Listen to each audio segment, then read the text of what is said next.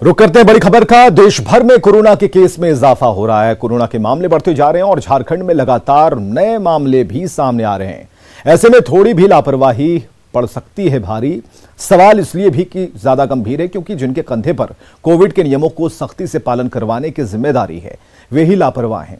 राजधानी में थाने से लेकर रेलवे स्टेशन की तस्वीरें संक्रमण को दावत दे रही हैं।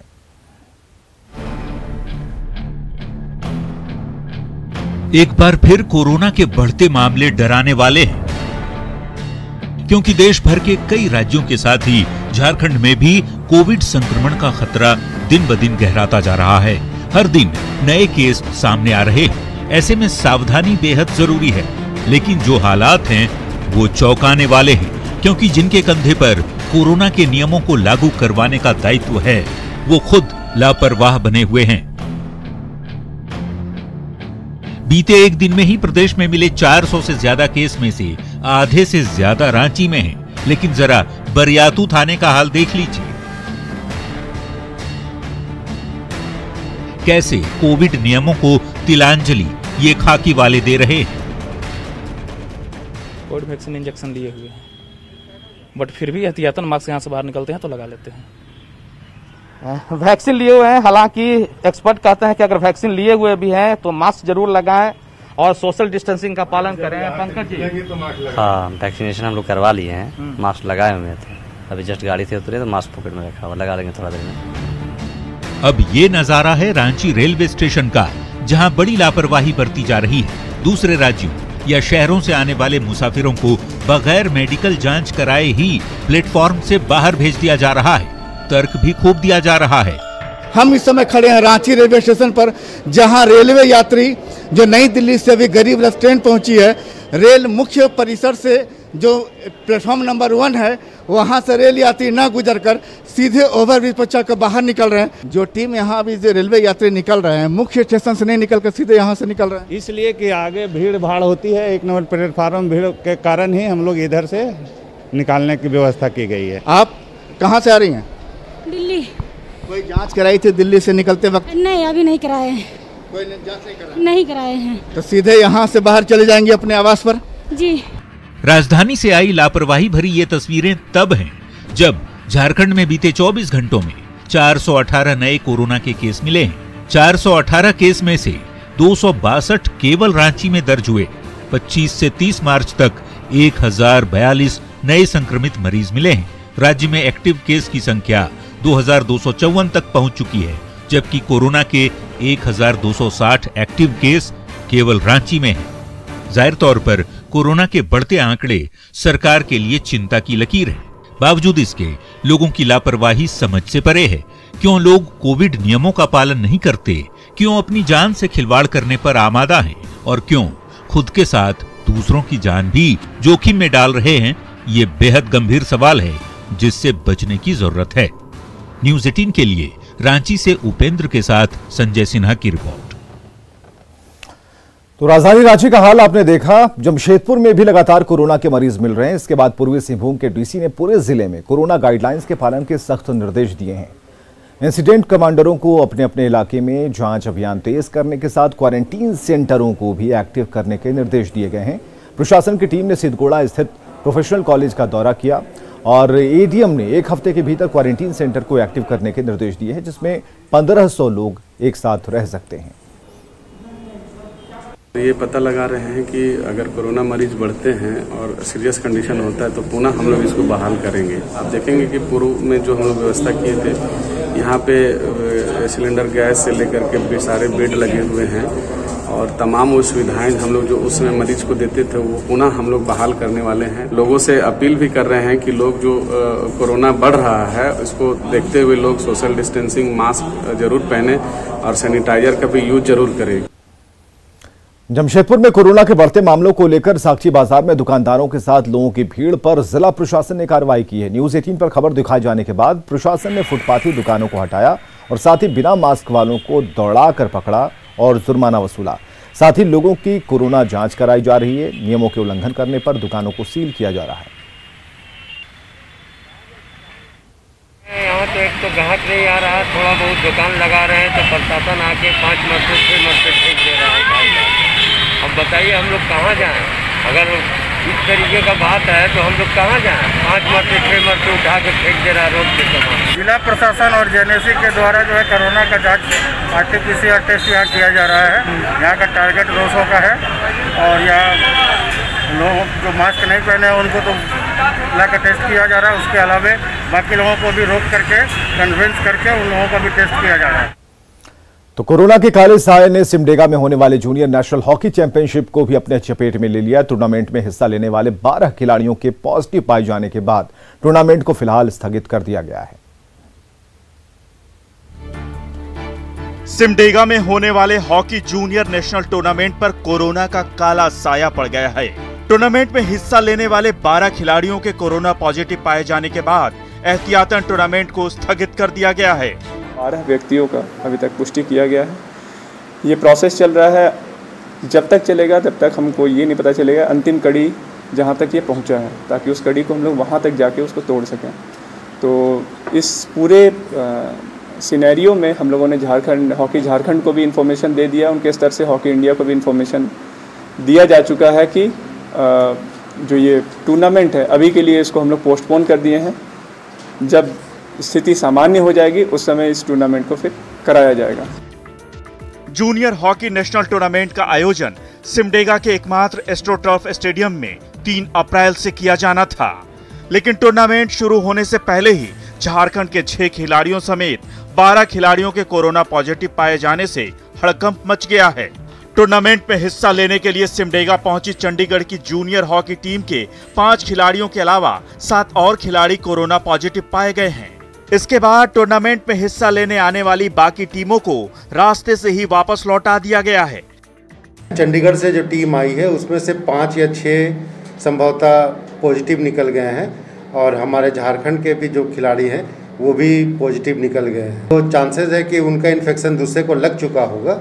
अभी मान लीजिए वो टेस्ट में पॉजिटिव नहीं आए हों, लेकिन पॉजिटिव तो होने की संभावना है और ऐसे सारे प्लेयर्स को तो क्वारंटाइन करना पड़ेगा जो साथ में आए हैं, क्योंकि वो लोग सेम एक ही डिब्बा में आए हैं, रेल के डिब्बा में, और जर्नी किए हैं, साथ में खाना पीना खाए हैं और बच्चे हैं, एक दूसरे का पानी वगैरह भी पिए होंगे, तो संभवतः चांसेस है कि इन्फेक्शन फैल गया होगा। इस नेशनल चैंपियनशिप में देश भर की कुल 28 जूनियर टीमें हिस्सा लेने वाली थीं, लेकिन ताजा हालात को देखते हुए जिला प्रशासन ने एस्ट्रोटर्फ मैदान को सील कर दिया है। साथ ही खिलाड़ियों को आइसोलेट कर सैनिटाइजेशन के आदेश दिए गए हैं। स्टेडियम को कंटेनमेंट जोन घोषित कर सभी टीमों के खिलाड़ियों के अलावा सपोर्ट स्टाफ की भी जांच की जा रही है। श्री राम, न्यूज़ 18, सिमडेगा। तो बढ़ते कोरोना के मामलों को देखते हुए सिमडेगा में आयोजित 11वीं नेशनल जूनियर महिला हॉकी चैंपियनशिप को स्थगित कर दिया गया और चैंपियनशिप में हिस्सा लेने के लिए सिमडेगा पहुंची चंडीगढ़ और झारखंड की टीम में 11 खिलाड़ी कोरोना पॉजिटिव मिले हैं। सभी को कोविड केयर हॉस्पिटल में शिफ्ट किया गया है। वहीं सीएम हेमंत सोरेन ने वीडियो कॉल के जरिए कोरोना पॉजिटिव खिलाड़ियों से बातचीत की। मुख्यमंत्री ने खिलाड़ियों को हर तरफ से ख्याल रखने का भरोसा दिया है।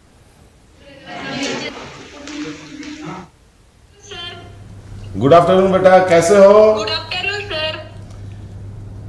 कैसे हो? सब लोग सब ठीक है। अच्छा, तुम लोग ठीक है सर। पॉजिटिव हुए हो, डर नहीं ना लग रहा है? सर पॉजिटिव तो है पर हम लोग सही सलामत हैं। कितने बच्चे तुम लोग पॉजिटिव हुए हो? सर झारखंड टीम से 6 है, फिर चंडीगढ़ से 5 है। अच्छा, चिंता मत करो, हम लोग तुम लोग का सारा कुछ देख रहे हैं और घबराना मत। और चंडीगढ़ वाले टीम को भी घबराने की जरूरत नहीं है और तुम लोग का हम लोग बराबर ख्याल रखेंगे और तुम लोग ठीक ठाक हो जाओगे जल्दी, बहुत जल्दी। और यहाँ रुकेंगे एक छोटे से ब्रेक के लिए।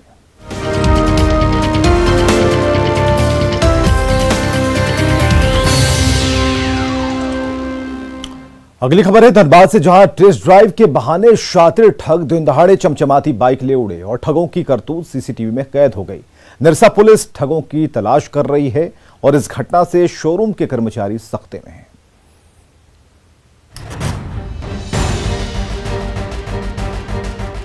बाइक के शोरूम में एक साथ 2 ग्राहक पहुंचते हैं। कैश का लालच देकर लेटेस्ट मॉडल की बाइक खरीदने की इच्छा जताते हैं। शोरूम के कर्मचारी उनके सामने एक से बढ़कर एक फटफटिया के नुमाइश लगा देते हैं और आखिरकार चमचमाती अपाचे बाइक पर उनका दिल आ जाता है। लेकिन खरीदने से पहले दोनों ग्राहक टेस्ट ड्राइव की फरमाइश करते हैं, तो कर्मचारी आकाश मंडल के साथ ग्राहक को सैर पर भेज दिया जाता है। लेकिन कुछ दूर जाने पर वो ठग पिछली सीट पर बैठे कर्मचारी को नीचे गिरा देता है और वो खुद बाइक लेकर भाग जाता है। हमको ढकेल के गिरा दिया गया है और बाइक लेकर भाग गया। कहाँ तक गया, क्या बोला वो फिर जाकर? वो बोला हम गाड़ी घुमा रहे थे, उतरो। हमको ढकेल के गिरा दिया और वो गाड़ी घुमाने का बहाना था। ये देखिए, बाइक की अगली सीट पर शातिर ठग बैठा है और पिछली सीट पर कर्मचारी आकाश मंडल।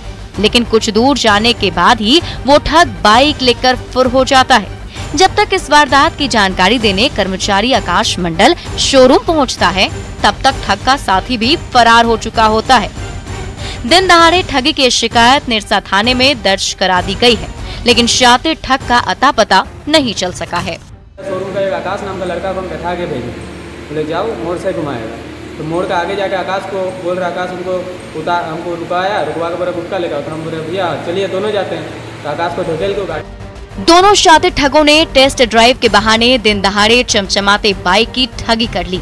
ठगी का शिकार शोरूम प्रबंधन हैरान और परेशान है, तो निरसा पुलिस को अब तक उन शातिर ठगों का सुराग नहीं मिल सका है। संजय गुप्ता, न्यूज़ 18, धनबाद। और अगली खबर भी धनबाद से, जहां के झरिया थाना इलाके में एनआर के ट्रांसपोर्ट और सोर्सिंग परियोजना के हाजिरी बाबू मोहित कुमार के शव के साथ लोगों ने प्रदर्शन किया है। प्रदर्शनकारियों पर पुलिस ने लाठियां भी भांजी हैं और इसके बाद अफरा तफरी मच गई। 6 लोग चोटिल हुए हैं। एनआर आउटसोर्सिंग के हाजिरी बाबू मोहित की अपराधियों ने हत्या कर दी थी। पुलिस ने तेतुलमारी इलाके से मोहित की बाइक जब्त की है और हत्या से आक्रोशित परिजनों के साथ लोग शव के साथ मुआवजा और हत्या की जांच की मांग को लेकर आंदोलन कर रहे थे। पुलिस मौके पर पहुंची, प्रदर्शनकारियों को समझाने का प्रयास किया। जब प्रदर्शनकारी नहीं माने तो लाठियां चलानी पड़ी। सरायकेला में सामाजिक कार्यकर्ता और पद्मश्री छुटनी महतो ने जिला परिषद उपाध्यक्ष मांझी साह उर्फ अशोक साह पर धमकी देने का आरोप लगाया है। तिरुल्डी थाना कुदा गांव की दुर्गा महतो ने अपने गांव के टिंकर मुंडा और उनके सहयोगियों पर डायन का आरोप लगाकर पिटाई का आरोप लगाया और इसके बाद वो न्याय को लेकर छुटनी महतो के पास गुहार लगाने गई थी। पीड़िता ने तिरुल्डी थाने में मामला दर्ज कराया है और इस मामले को लेकर छुटनी महतो ने जिला परिषद उपाध्यक्ष पर फोन पर दबाव डालने और धमकी देने का आरोप लगाया।